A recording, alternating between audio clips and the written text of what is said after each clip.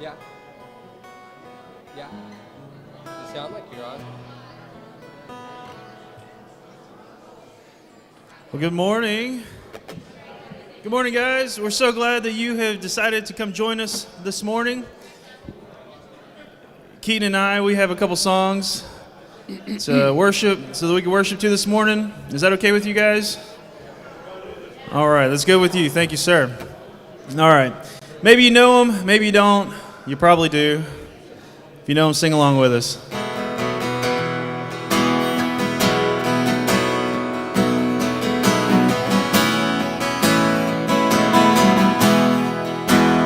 Come thou fount of every blessing, tune my heart to sing thy grace.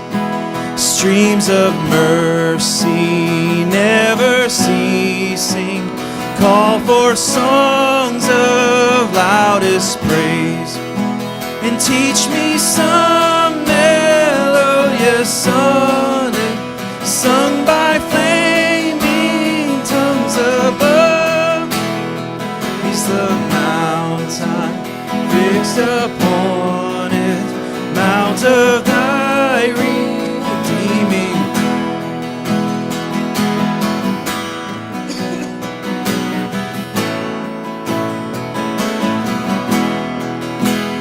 Here I raise my Ebenezer, hither by thy help I come, and I hope by thy good pleasure safely to arrive at home.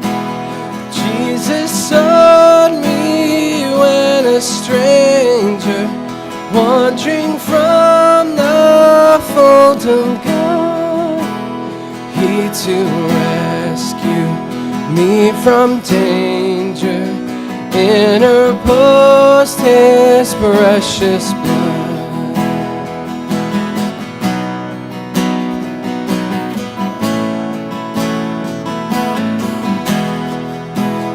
Oh, to grace, how great a debtor daily I'm constrained to be. Let thy goodness like a fetter bind my wandering heart to thee.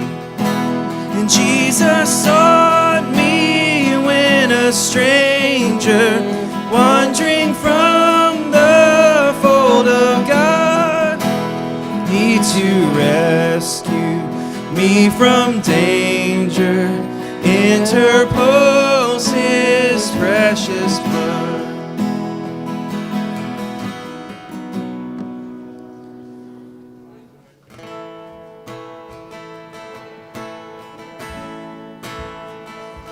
When peace like a river attendeth my way, when sorrows like sea billows roll, whatever my lot, thou hast taught me to say, it is well, it is well with my soul. And it is well, it is well, it is well with my soul, with my soul. And it is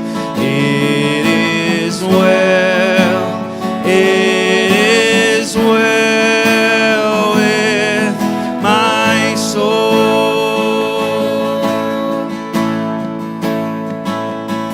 My sin, oh the bliss of this glorious thought. My sin,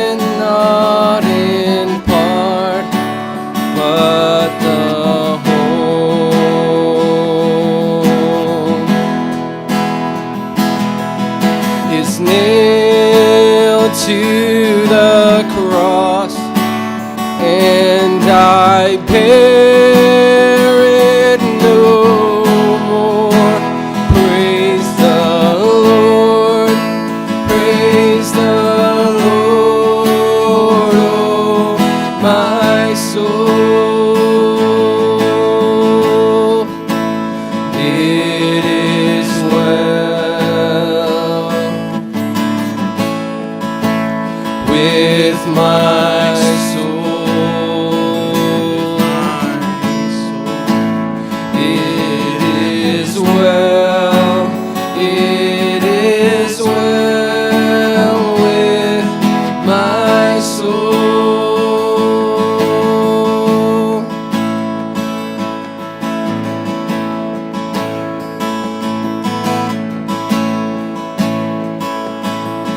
And Lord, haste the day when my faith shall be sight. The clouds be rolled back as a scroll.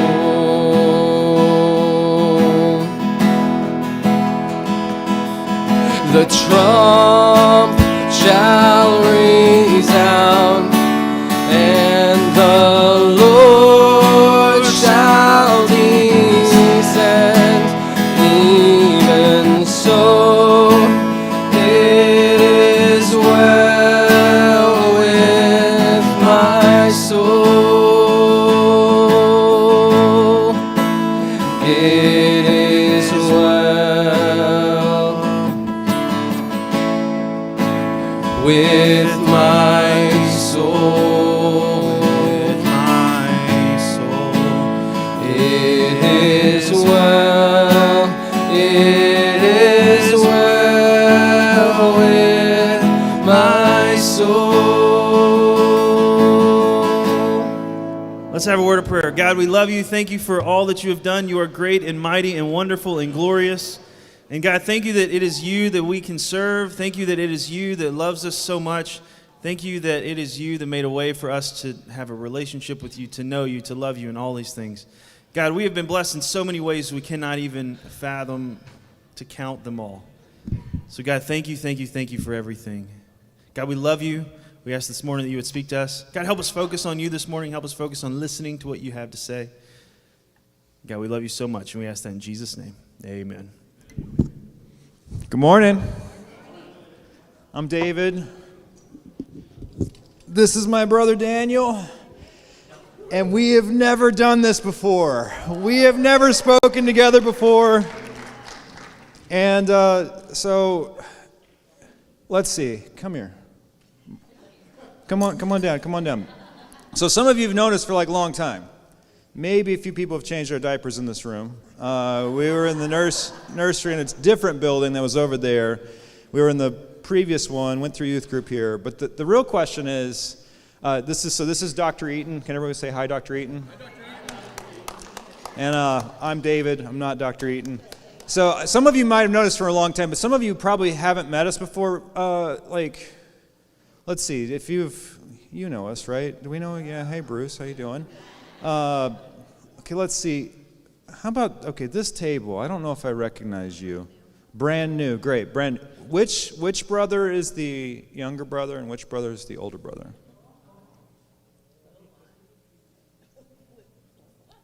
I like that. Yeah, you gotta. What is it? Which one? So this is who do you think's older and who do you think's younger? Just say who looks more mature.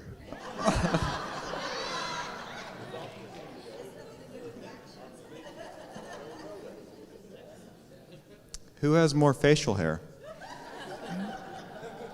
Okay, pick one. Just pick. Oh, is he older? Is this Dr. Eaton? Mr. Eaton? Who's the older brother? Yes, you got it. I'm the older brother. Ever since he got his PhD, though, people started saying, "Oh, you're the younger brother," and I'm like, "This is very insulting to me. Very insulting. My entire life."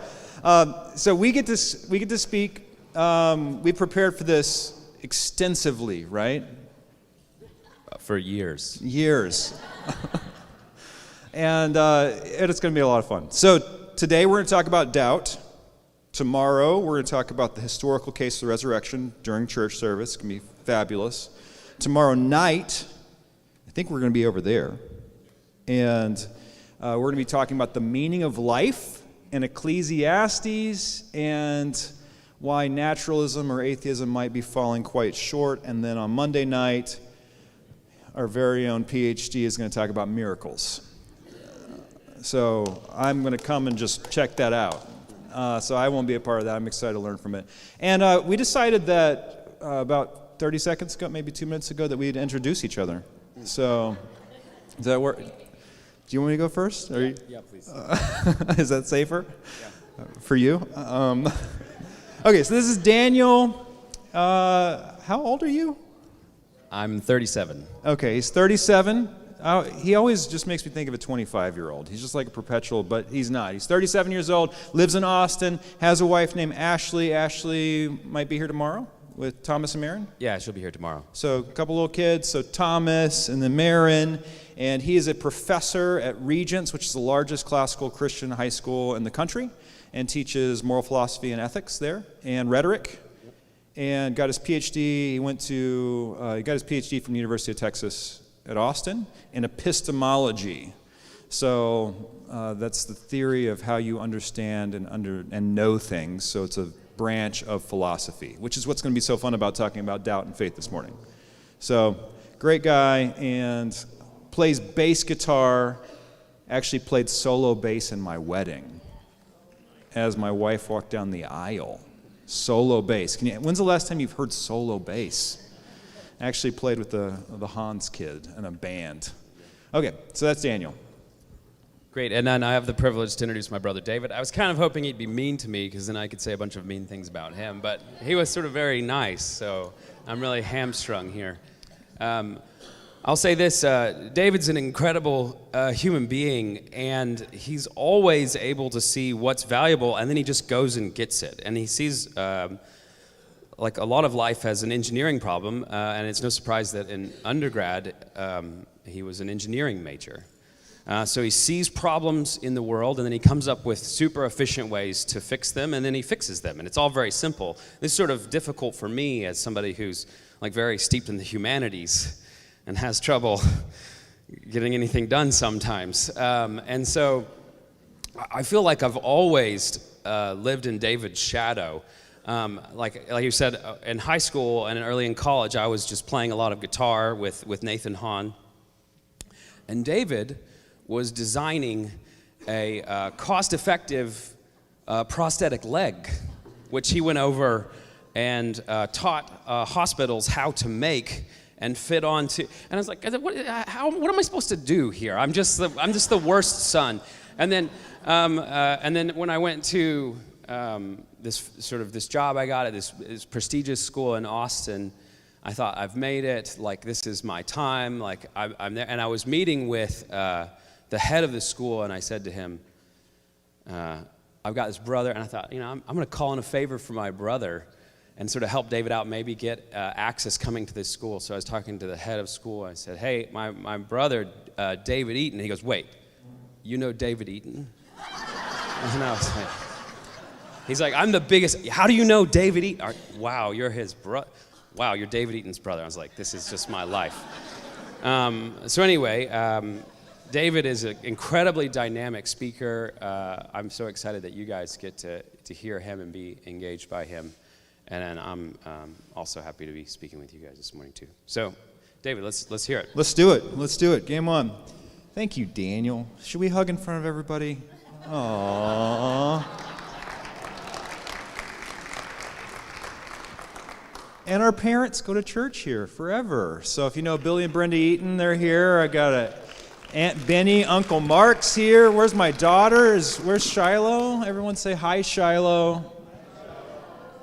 I got two little boys that we don't trust to be here yet. So they're coming this morning. Oh, this is going to be fun. This is going to be fun. Okay, let's do it. Let's talk about doubt. Does that sound okay? So, are we allowed to talk about doubt? Aren't we just supposed to believe? And just when we have questions, don't we just believe harder? Or just close our eyes tighter? Or just find a better echo chamber? Or just find some friends that agree with us? Because, man, we don't want to be uncomfortable. Or what if we have legitimate doubts? And what if those have a chance to totally rock our world? Maybe we should just ignore those. So we'll talk about that. Socrates says the unexamined life is not worth living. The unexamined life is not worth living. Maybe a nice little twist on that is to say the unexamined faith is not quite worth believing. So let's examine our faith. Let's examine the idea of doubt. And I have this question for you. And I'm actually going to have you answer this at your tables, and I'll give you 60 seconds. This is kind of like a twist on and it doesn't have to be like a huge core belief. It could just be something that's a little bit a smaller belief. This is a guy named Peter Thiel. He's a very famous investor in Facebook. I believe he's a billionaire. He likes to ask tough interview questions. And so I just tried to take one of his tough interview questions and kind of twist it a little bit. What is something that you believe? So what do you believe that your kids or your parents parents didn't believe? And I'm saying like maybe a contrary position. So what is maybe a contrary position that you have that your kids, does that work? Can you guys nod? Does it make sense? Turn and talk to your neighbors. Talk about it. 3, 2, 1. Go, go, go, go. You have 60 seconds, and I don't have background music for you this time.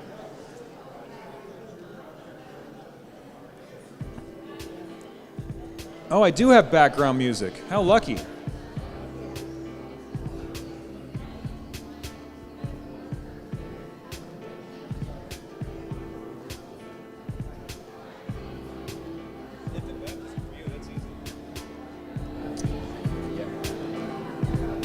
And then, racism is wrong.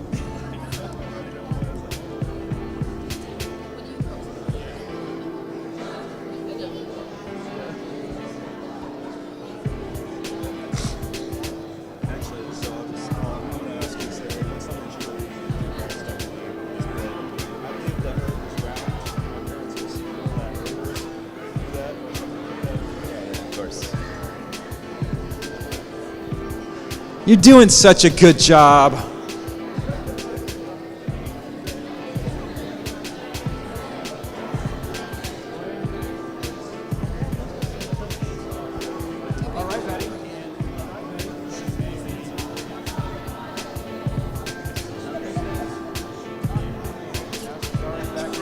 No, it was going to be dancing. Dancing's okay. Dancing's okay. As a She Southern- thought it was not okay. I mean, My parents did. parents were Southern Baptists, and dancing was not okay. So, but it really is.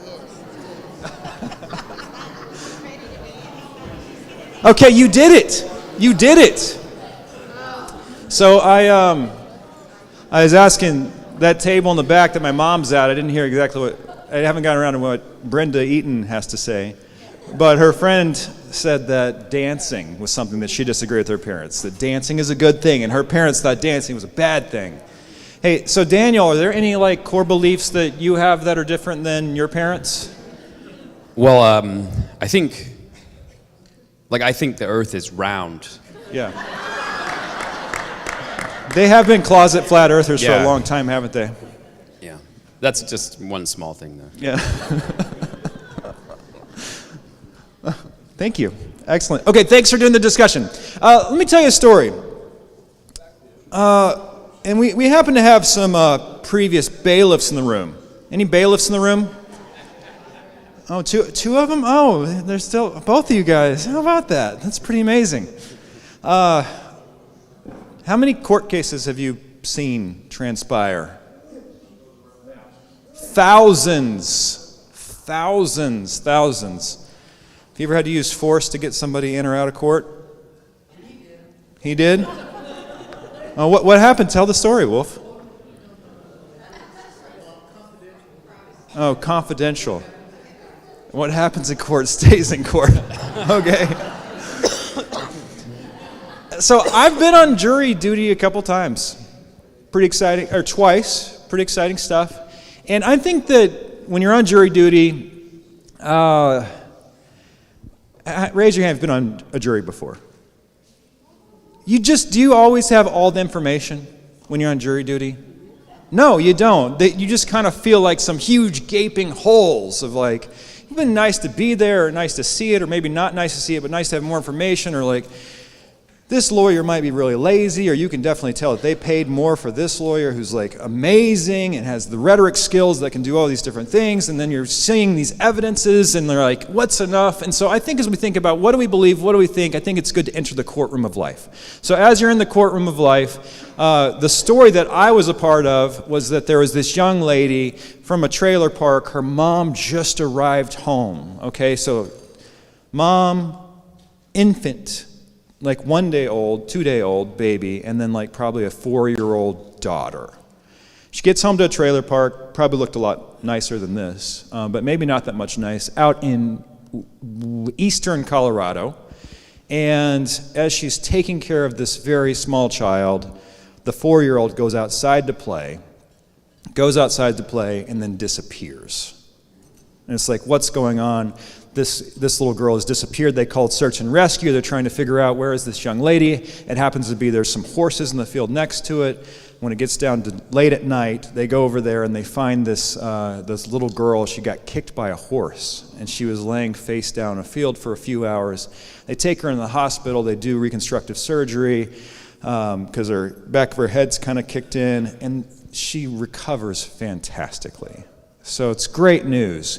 But like 5 years later, I'm in a courtroom with Judge Cisneros, and so Judge Cisneros says this: leave your bias at the door. Leave your bias at the door, because they're going to present information because the lady whose daughter got kicked had they were suing the person who owned the horses. And so this was a civil court case. And so again, they presented all of these different types of evidence over and over again: sworn testimonies, maps, videos, photos, medical records, circumstantial evidence, expert witness. I remember they had this giant poster of this little girl who got kicked. And they just kept putting it in front of the jury stand. The other lawyer would come and take it and move it away. And they'd come and put it back in front of us, because what they want us to do, they want us to have this emotional reaction to like, this is terrible. What if this was your kid? And so, again, we had to look at all of this different types of evidence, and the judge said, you have to reach a verdict. And so the verdict wasn't like you have to have 100% certainty. You just have to, if you can read the fine print, after evaluating the evidence, you must read a verdict based on the preponderance of the evidence. So where does the evidence take you? And so I think that's the situation we are in with Christianity, and basically everything in life.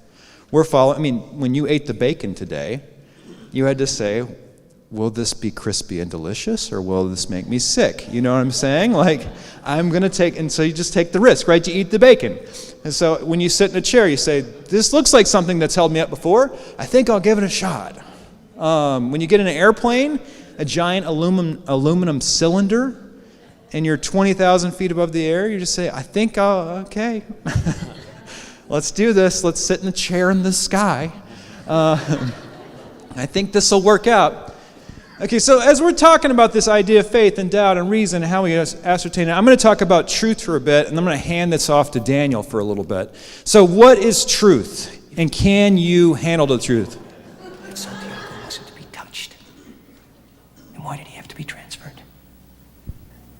Colonel, Lieutenant Kendrick ordered the code red, didn't he? Because that's what you told Lieutenant Kendrick to do. Object! And when it went bad, you cut these guys loose! Your Honor! You had Counsel, I'll Marcus hold you inside in a phony contempt. transfer! Your Honor! You doctored the logbook! Damn it, Captain! You coerced the doctor! Consider yourself in contempt. Colonel Jessup, did you order the code red? You don't have to answer that question. I'll answer the question. You want answers? I think I'm entitled. You want answers? I want the truth! You can't handle the truth!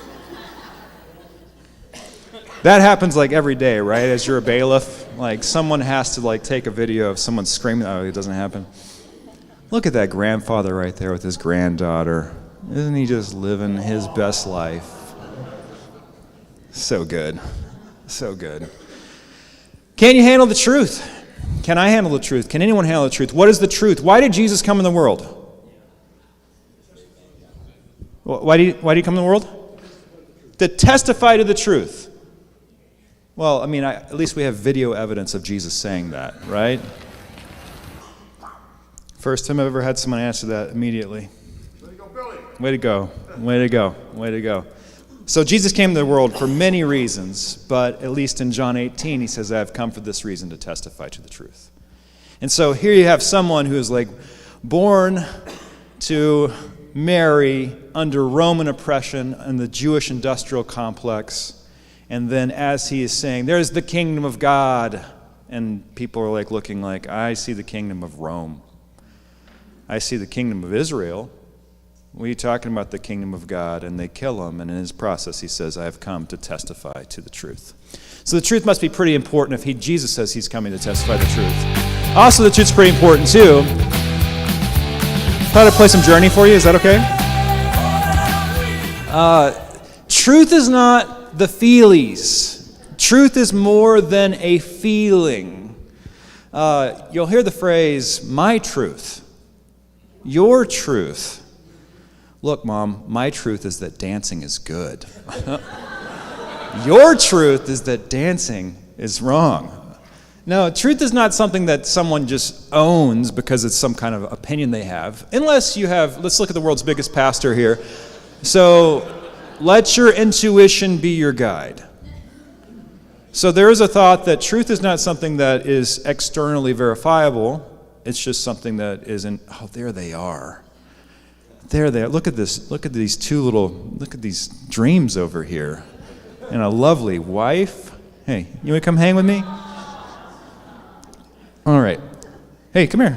Let's do this. You're the talkative one in the family anyways. Let's see if we can do this. You want to come up here?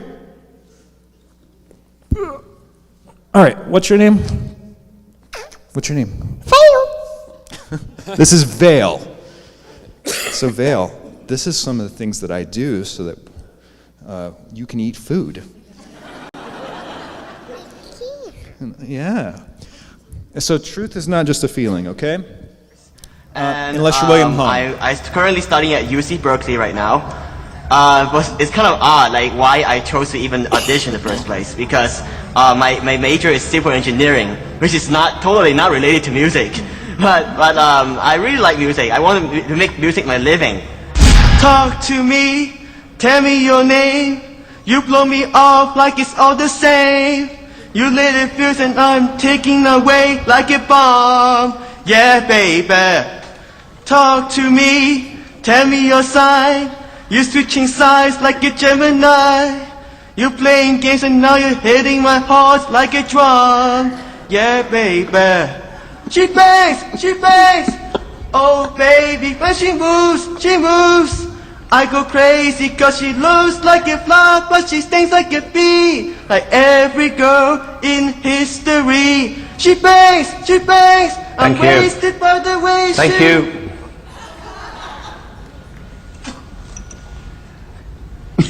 You can't sing, you can't dance, so what do you want me to say?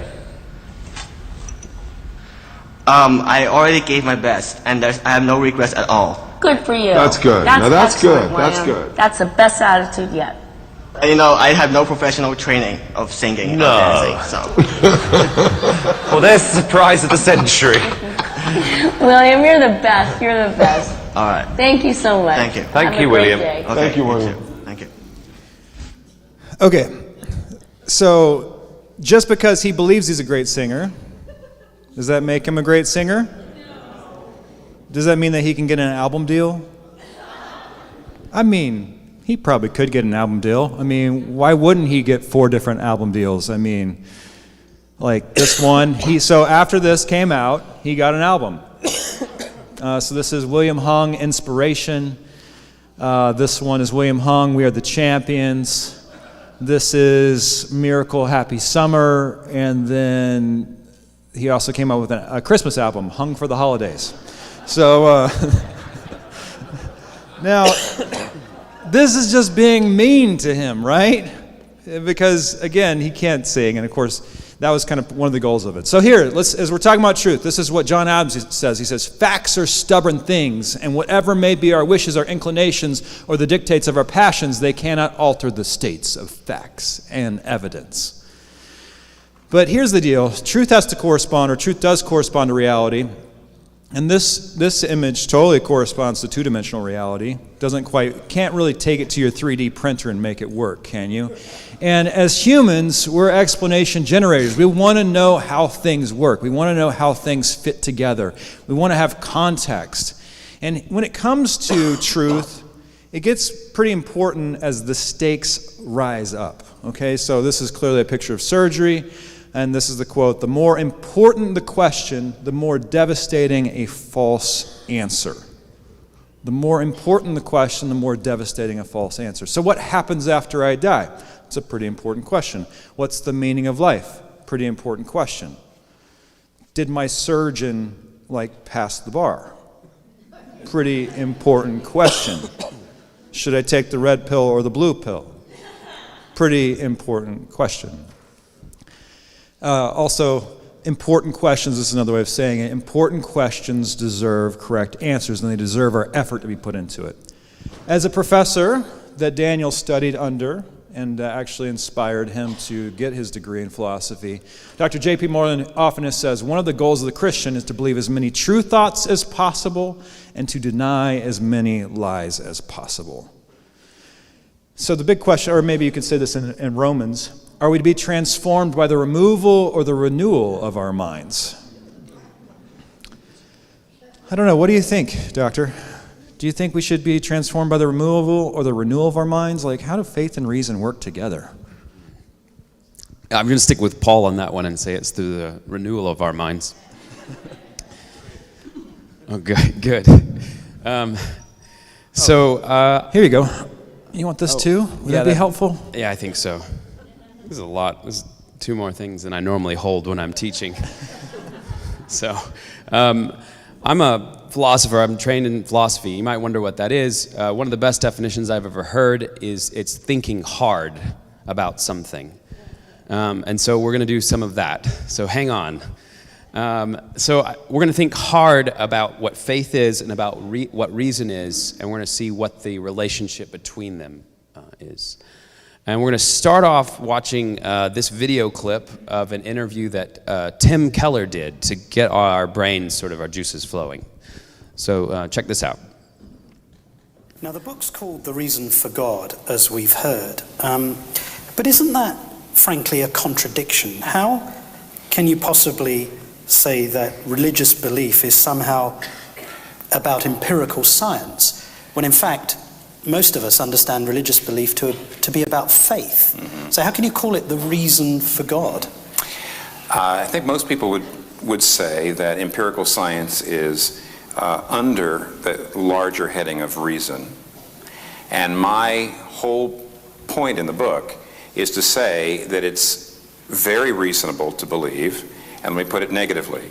I would actually say that it takes as much faith or more to disbelieve in God than to believe. In other words, my point here is, yes, it takes both reason and faith to disbelieve and to believe. And I'm trying to say that it takes as much faith, if not more, to disbelieve in God than to believe. That's the actual thesis of the book.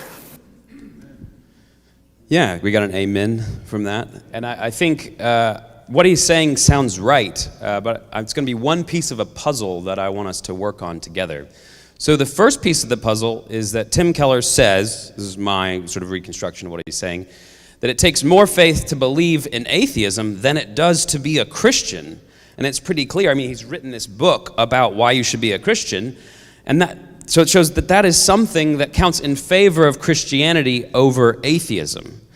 So this makes it sound like having little faith, because Christians have less faith than atheists, and you should be a Christian. So having little faith is a good thing. The second piece of the puzzle is that Jesus' sort of go-to criticism, if you just look in the Gospel of Matthew alone, he criticizes people for having little faith. Somebody got a Bible on them somewhere? This is a Bible church. Yeah, you should, Bruce. Can you read maybe Matthew 14, 28 through 31 for us? Is that the New Testament? So this reminds me of a WBC story while he's looking it up. We used to do these things called sword drills, and we'd get our Bibles out and try to find the place as fast as possible. And if you got to the verse faster than anyone else, you got a Jolly Rancher. Very good. And the number one Jolly Rancher was the sour apple one. So that's what I was fighting over in second I hope you got grade. one in your pocket. Yeah. Oh, sorry. Peter responded and said to him, Lord, if it is you, command me to come to you on the water. And he said, come. And Peter got out of the boat and walked on the water and came toward Jesus. But seeing the wind, he became frightened. And when he began to sink, he cried out, saying, Lord, save me. Immediately Jesus reached out with his hand and took hold of him and said to him, you have little faith. Why did you doubt? So I love the way that Bruce read that, because I think he captured the criticism in Jesus' voice. And I was like, man, Peter did pretty good there. But he's criticizing him with saying, you have little faith. That's a bad thing. So here's the puzzle. I remember confronting this puzzle and thinking, what do I do about this? Because what Tim Keller said sounds kind of right, but that makes it sound like having little faith is a good thing, because atheists have too much faith. And then Jesus criticizes people for having little faith. So I want you to take a second and discuss at your table, who's right here? Is Jesus right, or is Tim Keller right? Or is there some other sort of solution to this puzzle? So yeah, just take a minute and maybe I'll walk around. Sorry, I'm a teacher. I don't know how to do a sermon. So you're going to have to talk about this, and I'll walk around for just a second.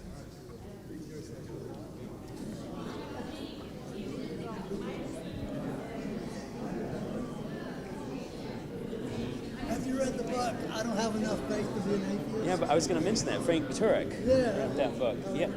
Yeah, he's lovely. And it's the same exact thing where he's saying it takes...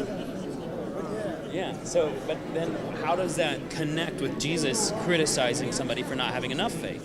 I mean, if faith is a good thing, why is it bad to have so much of it? Yeah, why don't you have faith? Why don't you really have it? Right, well, they have faith in their view, I guess. So is having a lot of faith a good thing or not? I guess. Another guy I like is John Lennox from England. Oh, he is lovely. Yeah, really wonderful way of speaking.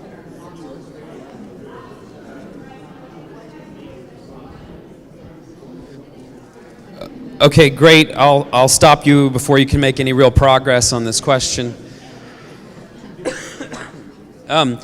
So just by show of hands, who thinks that Tim Keller is right and Jesus is wrong? Great. Very good.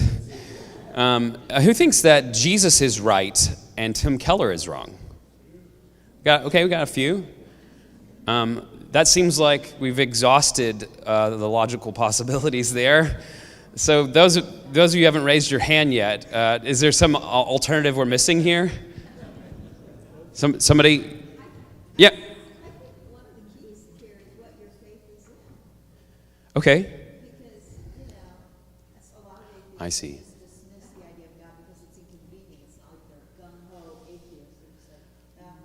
I see. So faith is good depending on what it's in. So if an atheist has a bunch of faith in a bad thing, then that makes that faith bad. Yeah, that's interesting. I've not considered that option before. That's really interesting. Yeah, I'll have to think about that. What any other thing? Yeah, sure. I think it's contextual. Okay.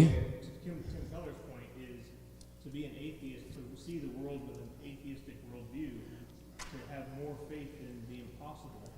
Yeah. Of nothing being created from, or something being created from nothing.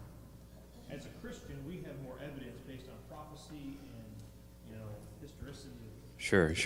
So in Jesus' context, he's criticizing Peter for losing the faith in him.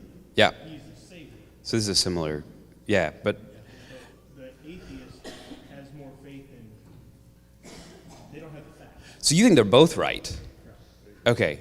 Yeah, is that oh, yeah, please. Please. Basically, the definitions of faith might be a little faith might be different, because he's saying, faith is basically confidence in something. So if you're Sure. go off of him, if you're having a lot of confidence in something that's counteracting the facts, that's stupid. That's a nice way to say it, yeah. So it's not like you need a large right. Then Jesus, so like Peter was doubting because he was not fully onto faith in the facts of what he already knew, and he was letting other Good. Please, you need to come get the mic, and you just go through the rest of the slides. Yeah, so I think this is a third option to think about, is actually both of what they're saying is right. And one of the ways to do that is to think about context. It's no surprise that we have some like subtle interpreters here at WBC with Bruce's teaching. And we want to think about what something means, and what something means depends on the context. So maybe the way that Tim Keller is using the word faith is in a different sense than in the way that Jesus is using the word faith. So that's an explanation that there's two senses of faith here, and maybe they're both right. But then we want to think carefully about what those two senses of faith are.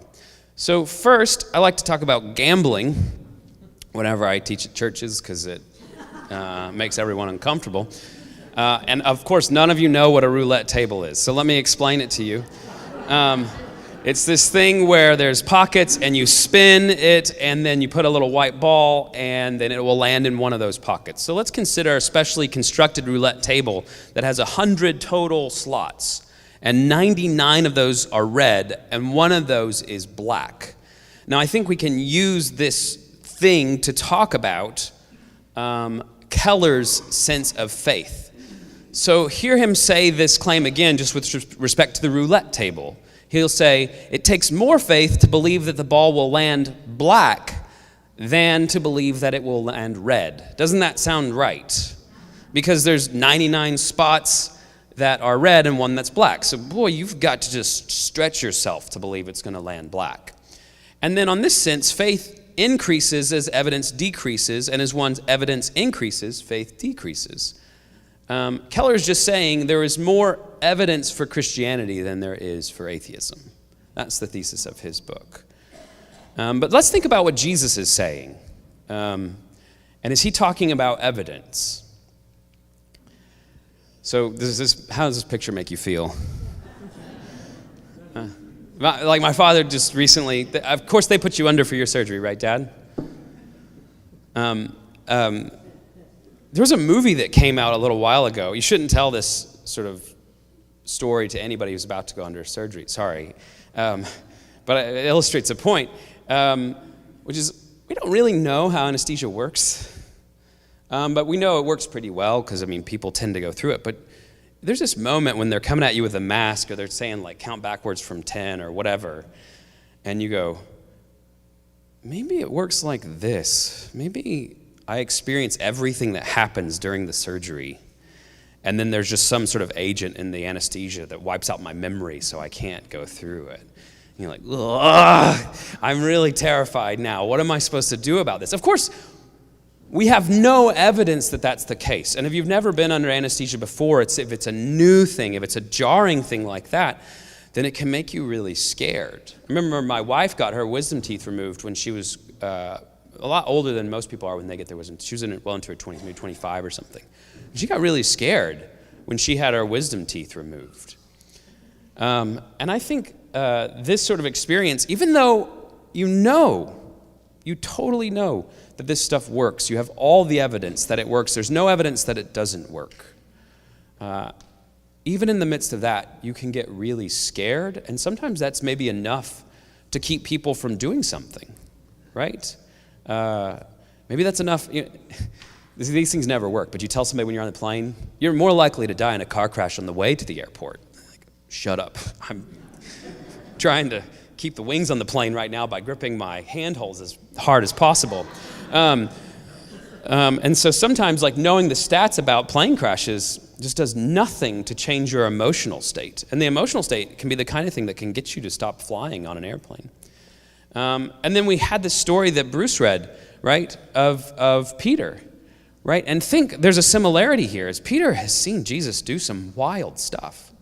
He's already seen him walk across the water. He's sort of loaded up on evidence for Jesus. But, walking on water would be really scary. And you think, well, maybe Jesus was just doing a bunch of, maybe he's a con artist or something. Like, you start to get worried about this stuff, right, in that moment, even though there's no good evidence, and sort of fear rises up and sort of takes you over. And so this is a second sense of the word faith, and I think it sort of really taps into what Jesus is saying. This is a quote from Mere Christianity. Sorry, it's long, but it's lovely, so I'll read the whole thing to you. Suppose a man's reason once decides that the weight of the evidence is for Christian belief. I can tell that man what's going to happen to him in the next few weeks. There will come a moment when there is bad news, or he is in trouble, or is living among a lot of other people who do not believe it, and all at once his emotions will rise up and carry out a sort of blitz on his belief. Or else there will come a moment when he wants a woman, or wants to tell a lie, or feels very pleased with himself, or sees a chance of making a little money in some way that's not perfectly fair. Some moment, in fact, at which it would be very convenient if Christianity were not true. At once, again, his wishes and desires will carry out a blitz. I am not talking of moments at which any real new reasons against Christianity turn up. Those have to be faced, and that is a different matter. I am talking about moments when a mere mood rises up against it. Now, faith, in the sense which I am here using the word, is the art of holding on to things your reason has once accepted in spite of your changing moods. Now notice this is a different sense of the word faith than what Keller was after. And let's try this out to sort of see which one of these senses that Jesus is using. Is Christ's criticism of Peter when he says, "You of little faith," is he saying, "Peter, you have way too much evidence. Shame on you"? No. He's saying, "Peter, you have plenty of evidence, but you faltered and you let fear get the better of you." So we have these two senses of faith that we use sometimes. And one of them is what I call the quantity sense, and that is the less faith you have, the more evidence you have. And then the other sense is the quality of faith, which has to do with you holding on to something you've once accepted in spite of your changing moods. I think Jesus is usually after the second sense. And now we're back to David, wherever he is. That was good, right? Enjoyed that? A little philosophy class.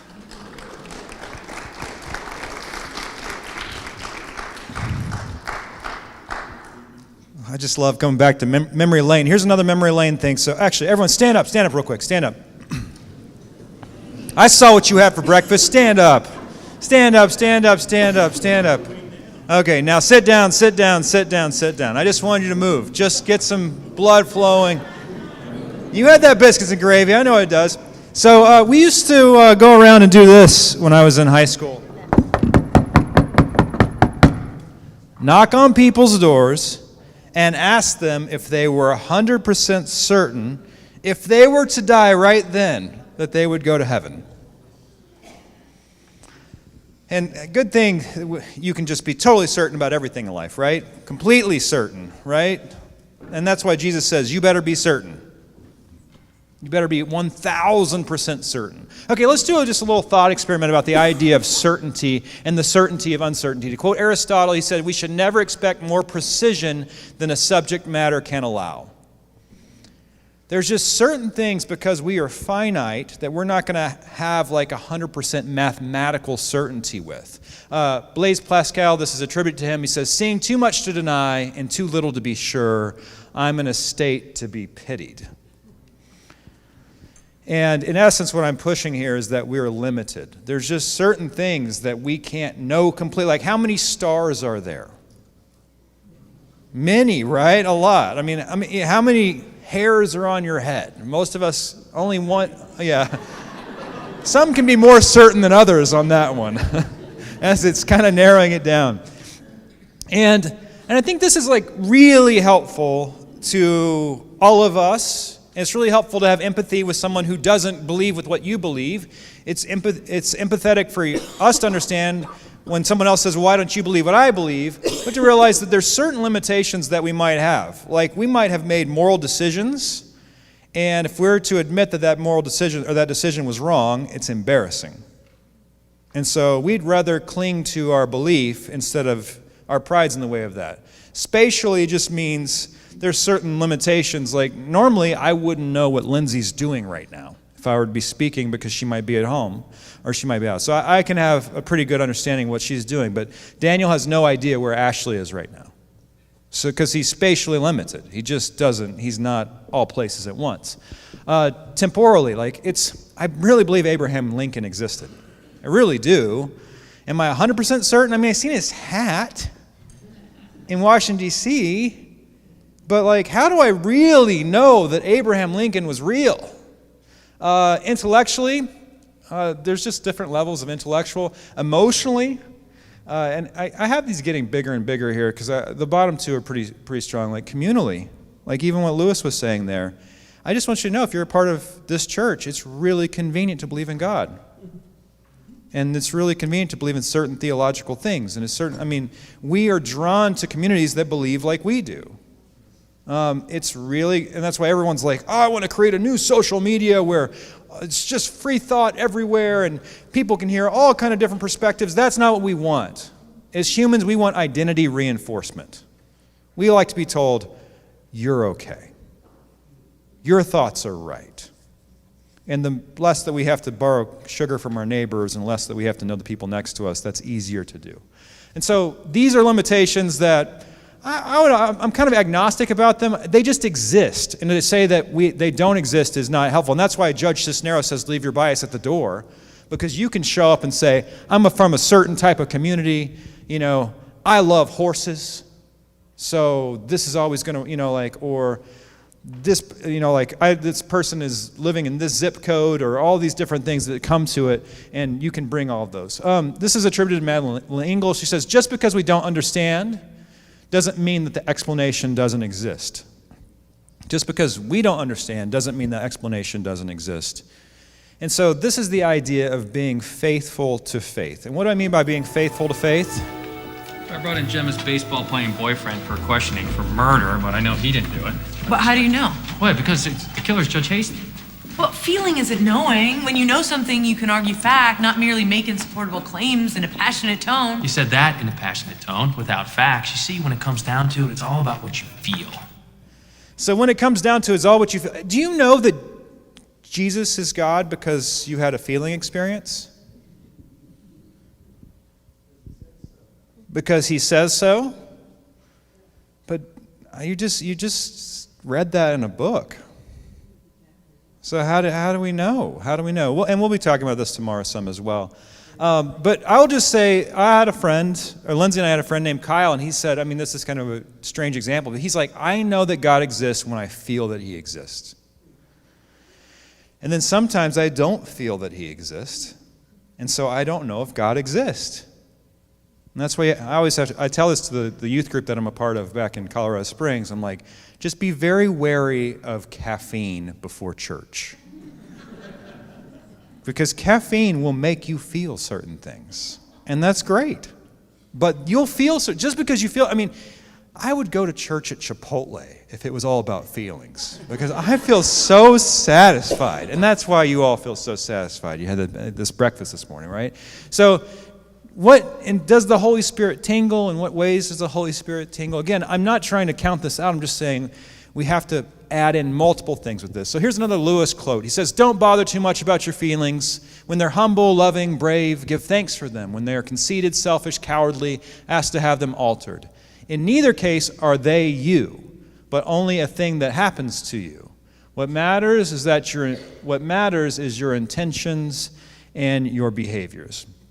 So this brings us up to the fantastic concept of childlike faith. So let's talk about childlike faith. We'll go here, we'll look in I'll actually put the Bible on the screen here. It says, so Jesus says, at that time the disciples came to Jesus saying, or the disciples said, who is the greatest in the kingdom of heaven?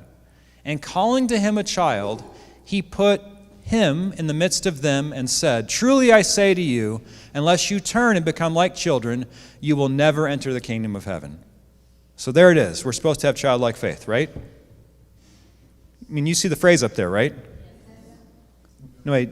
Do you see the phrase up there? Do you see the word faith up there? Hold on. Wait. Does it say childlike faith? Does the Bible say the phrase childlike faith anywhere? I don't know. You have to look it up. Don't trust me, look it up. But we'll just read it. Who's the greatest kingdom of heaven? He says, truly I say to you, unless you turn and become like children, you will never enter the kingdom of heaven. It doesn't say faith. Actually, if you look, so the real question here is like, what does it mean to become like a child? Does God want us to believe like a child, and what qualifications would that be? If you look at other places, it says here, then we will no longer be infants. Infants who are tossed back and forth by the waves, blown here and there by every wind of what? Teaching, and by the cunning and craftiness of people in their deceitful scheming. Instead, speaking the truth in love, we will grow to become in every aspect the mature body of Him who is the head, that is Christ. So it seems like here it's saying, don't have childlike faith. Have a mature faith. Have a grown-up faith. Not that believing like a child is wrong. It's just you got to start somewhere. There's other parts that talk about, hey, you got to move on from the milk. You got to move to the meat. So the word for faith in the New Testament is pistis. It just means to be persuaded. And the big idea of persuaded is, what have you been persuaded in? So that's the quality of the faith piece. It's not just girding up your loins and just believing something. It's saying, what is the quality of your faith? So I'd say sometimes it is good to lose your faith. It is good to lose your faith when what you believe is wrong. When what you believe is wrong. And that's kind of an interesting question. When's the last time that you've stopped believing something because you did some homework or you came across some evidence and you said, I think that what I previously believed is wrong? All right, professor. So help me understand about the quantity and quality of faith. Yeah, so I already established these two senses of the word faith. And you might think, great, now we learned some stuff about how people use words in English. That's interesting, I guess, but what does that matter for me at all? How does that affect my walk with Christ? Because that's really what we're about here. And I think the argument I'm about to make also supports David's point that we are not supposed to have childlike faith. Our faith should be mature and I think intellectually rigorous. Those things go together and are combined. So let's just start off with this. It's extremely hard to stably hold on to something that you have no evidence for at all, even in the best of moods. The next slide is going to be a clip from a movie, and it's going to be a little bit of a competition. The first person to shout out the name of the movie correctly will win, all right? Good afternoon, Mr. Dow. Howdy, Dow. No? Yeah, there it is.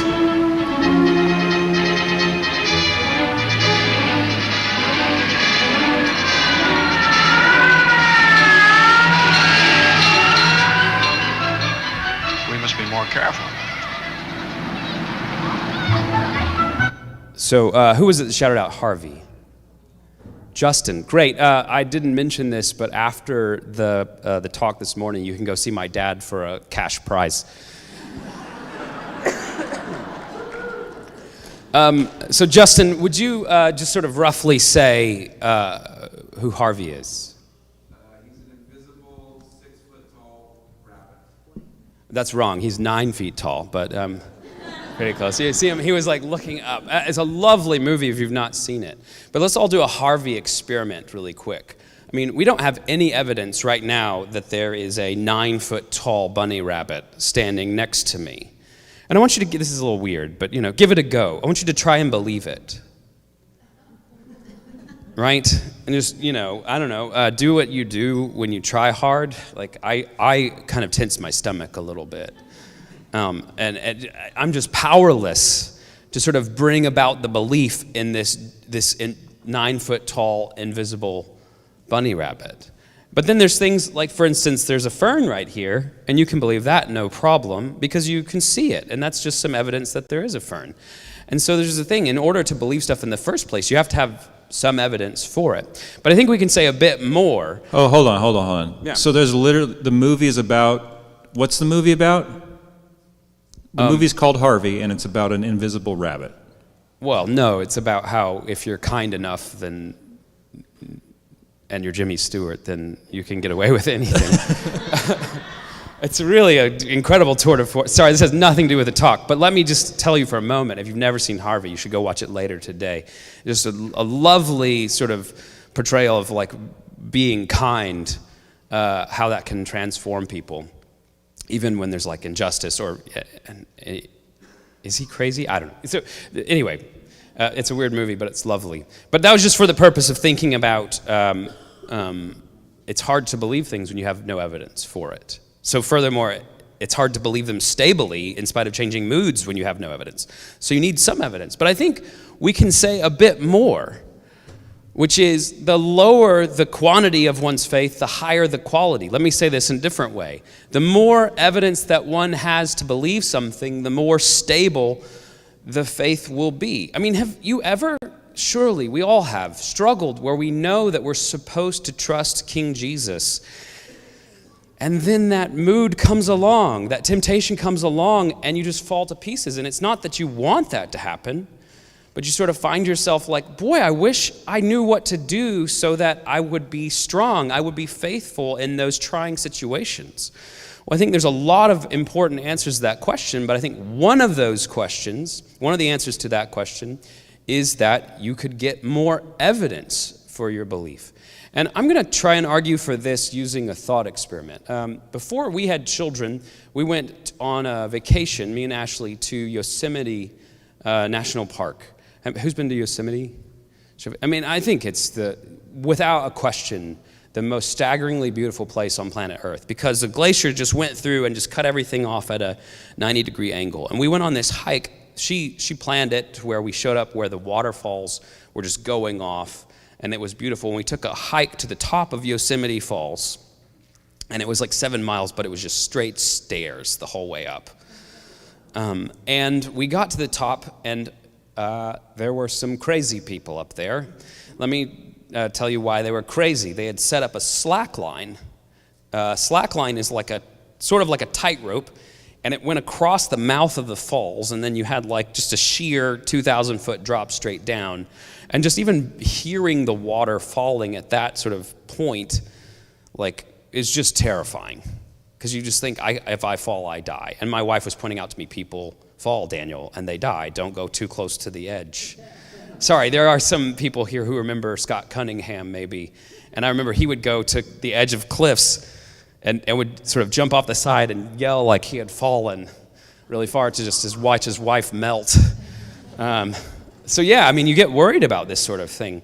So that's the sort of framework for this picture, and then the rest of this is fiction, but I want you to sort of think about it carefully. So suppose you walk up, and there's these crazy people, and they're walking across, and there's one guy, and he's really, really good. He's amazing. He can walk back and forth across this slack line, and it just seems totally, totally effortless. And then he starts doing pretty weird stuff, like he gets a wheelbarrow, and he goes back and forth. And you're like, I'm just going to watch this. Somebody's going to die. You know, like, I can't look away. And then he starts giving people rides across the falls. And you think, those people are nuts. What's wrong with them? Right? But you watch him, let's say, it's a thought experiment, so I can indulge myself. You watch him for a week, and there's never a moment where he even falters. And then to make this a little bit stranger, you find that you have a identical twin who's exactly the same as you. It just happened to be on that same hike, and he's like, I'll ride. And that person rides across in the wheelbarrow. And you're sitting there going, I don't know.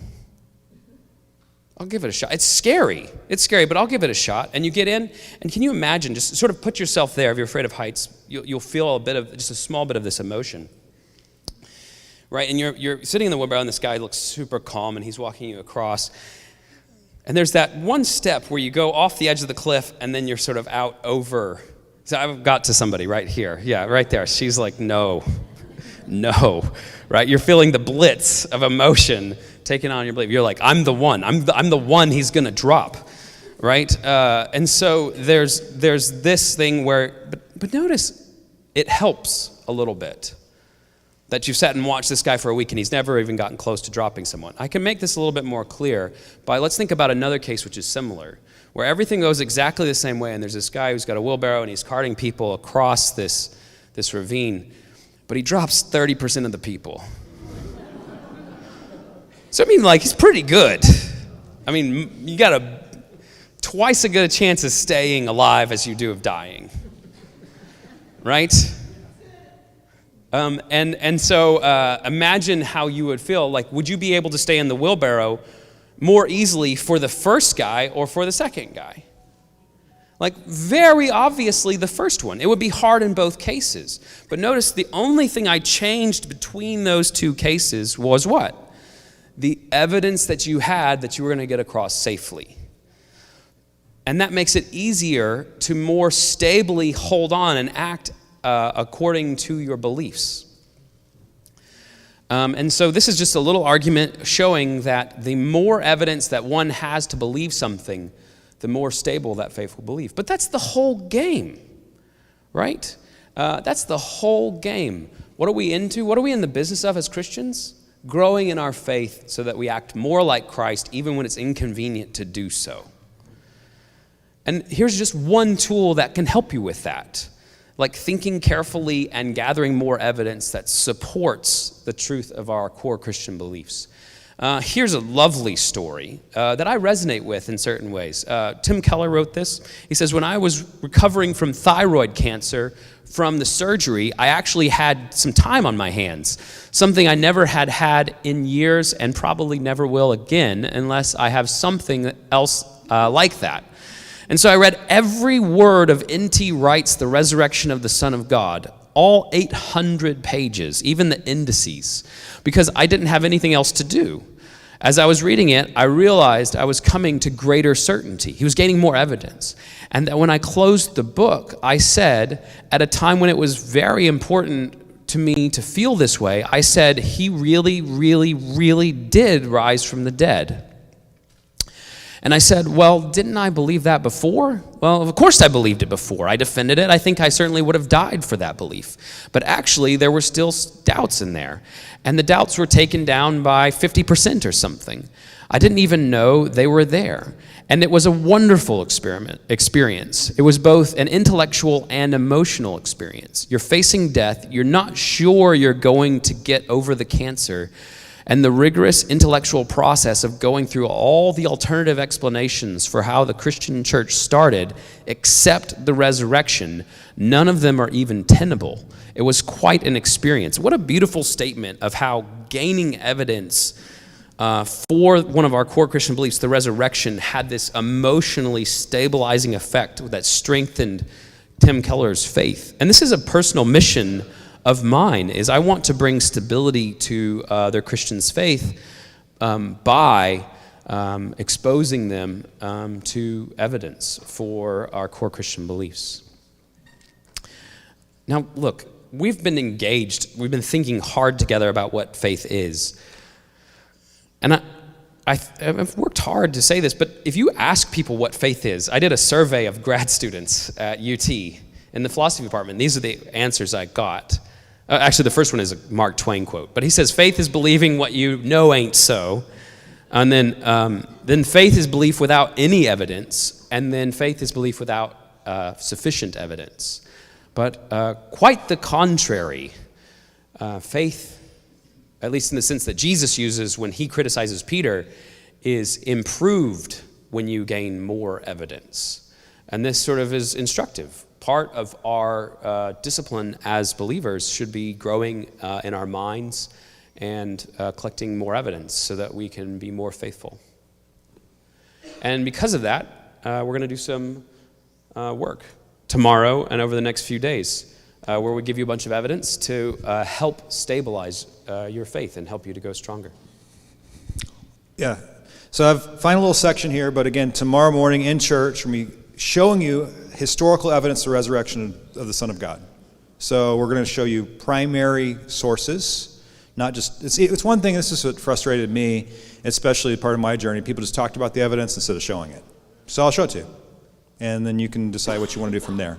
And then the following evening, we're going to be talking about some defeaters for naturalism or atheism, and also talking about the meaning of life. And the following day is about miracles. But I'm going to end with this, some thoughts about doubt again, and I'll give you kind of a summary of faith. I'm going to ask Daniel, I want you to give us, I'm going to give you like 2 minutes to just sort this, because I know you can do it. is like, what would you say are like 4 or 5 of the top reasons that you're a Christian? And just give us the punch list, because you've spent 12 years in school thinking about this and actually getting beat up for it. So, okay, doubt your doubts. We talked about being faithful to faith. Now the idea of doubt your doubts. Os Guinness would say the shame is not that people have doubts, but that they are ashamed of them. This is again Madeleine L'Engle. She says, those who believe they believe in God, but without passion in the heart, without anguish of mind, without uncertainty, without doubt, and even at times without despair, believe only in the idea of God and not in God himself. So the first thing I say, especially with yourself and with your kids and with your grandkids, be honest. If they have a doubt, you don't want them to bring that doubt up when they're 22 years old and out of your house, when they're at their sophomore like philosophy class. Have it happen at home. And you can say, I don't know. That's fine. It's healthy to say you don't know. Let's figure it out. Let's put some effort into it. Second thing, don't doubt alone. Bring your doubt forward. It's not like this is a new question. This is not like it's a new idea. And then seek the truth and be wary of self-deception. And say, I'm going to pursue the truth on this. I'm going to try to leave my bias at the door, realizing that everyone has a bias. And then I'd say this, questioning is not out of the question. It's better to do the surgery on the question, do the work, instead of just letting it fester and fester and fester and fester and fester until it kills your faith. And then the thing is people are like, oh, Christians have faith. And this is one of the biggest challenges I have with brother-in-law. A guy that I love, it's Lindsay's brother, is he does not believe in God, and he has lots of reasons for not believing in God, and we have a lot of challenging and great conversations about it. But then the question is, okay, well, what do you believe? And it's that's a whole different game. It's one thing to poke holes in someone else's belief, and another to say, the other option was everyone has to get in the wheelbarrow. The wheelbarrow is called life. Everyone has to get in the wheelbarrow. Who do you want to carry you across the ravine? It's one thing to just be I don't want to. Well, I don't blame you if you don't want to. I don't want to either. I'm not going to get in the 30%. I'm not going to get in the 100%. I'm not going to get in the wheelbarrow. But if the option is you have to get in the wheelbarrow, then you've got to decide which person you're going to trust the most and where you're going to put your faith in. Everyone has to have faith. And in Scripture, in Mark 9, it says, I do believe, help me overcome my unbelief. And that's what churches do. Or this is Fyodor Dostoevsky. He says, it's not as a child that I believe and confess Christ. My Hosanna is born of a furnace of doubt. Oftentimes the definition of faith is just lazy. No, faith is following the evidence where it leads and making a commitment to it, pursuing the evidence. And then as Jude 22 says, be merciful to those who doubt. So the idea I want to leave you with is one's attitude towards doubt is more significant than having doubt. Everyone has to make a leap of faith, but every doubt is also a leap of doubt. Immanuel Kant says, skepticism is a resting place for human reason, where it can reflect upon its dogmatic wanderings, but it is no dwelling place for permanent settlement. So what's your verdict? You have to decide which wheelbarrow you're going to get in. I like that analogy. So who decides which faith is or isn't? This is one of Daniel's professors as well. So who decides which faith is or isn't reasonable? Each of us does. As Pascal said, the game is already in play. You must lay a bet. How will you choose? I'm going to have Daniel answer that question, then we'll be done. But tomorrow morning, we'll be talking about the historical case of the resurrection. We'll also talk about the riddle, can God make a rock bigger than he can lift? The following evening, there's going to be food, I believe, the following evening on Sunday night. Taco bar, does that sound right? So taco bar, so we'll feed you. That's great. And then we're going to talk about, does naturalism or atheism, how does it hand up to getting in the wheelbarrow? Do you want to get in that wheelbarrow? And then we'll also talk about the meaning of a life in Ecclesiastes. And then on Monday night, you'll hear a PhD in epistemology talk about why he believes miracles are true and possible. So Daniel, what's your answer if you had to have 4 or 5 reasons? Why have you laid your bet in a certain place? Why do you believe in Christianity? What would be some big ideas or big evidences for Christianity? I thought that the answer to this question was going to be different when I was younger than it turned out to be. But I think that the entirety of my faith ultimately rests on the claims of Scripture and what we learn from the Bible about the resurrection. And if we have good evidence for the resurrection, I think all the rest follows. I think there's like a lot of other things to be said and to be done, but that's it. That's the positive argument. So, I mean, I guess I believe in Christianity for the same reason that the first Christians did, is because Jesus rose from the dead. I thought it was going to be these really cool philosophy arguments that had to do with like infinite chains of causation or something. And it's like, no. It turns out no. There's the original reason, and it's still the best. So that's it. And it's all eggs in one basket on that one. And that's what we get to do tomorrow. So I want to say from both of our hearts, thank you, Bruce. Thank you, Mom and Dad. Thank you to this wonderful community for letting us do a spring conference, for letting us speak together for the first time ever, even though we've both kind of done our separate paths. And just thank you for the spiritual legacy of this church. Thank you for letting me be a missionary of this church as well. And thank you for your prayers and support. And whoever made the food, you're awesome. And sound guys, thanks for making it happen this morning. We did it. All right, everyone, you're dismissed. You're dismissed. We'll see you tomorrow. Oh, here you go. You're not dismissed. Thanks, guys. That was awesome. Give another round of applause. That was good, wasn't it? Amen.